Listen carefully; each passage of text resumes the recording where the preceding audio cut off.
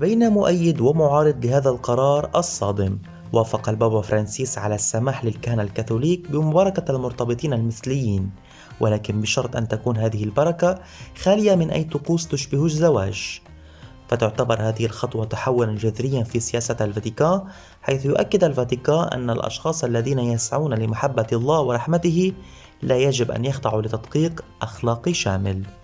الوثيقة الصادرة عن الفاتيكان تؤكد أن الزواج هو سر دائم بين الرجل والمرأة، وأن البركات المعنية يجب أن تكون خالية من الطقوس الزواجية، ولا يجب أن تمنح في نفس الوقت مع اتحاد مدني. لكنها تشدد على أن طلبات الحصول على هذه البركات لا ينبغي رفضها تماما، وتعرض تعريفيا موسعا لمصطلح البركة في الكتاب المقدس.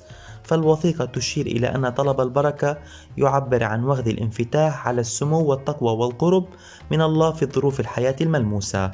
فما رأيكم بهذا القرار الذي يعتبر قرار غريب من نوعه في تاريخ الفاتيكان؟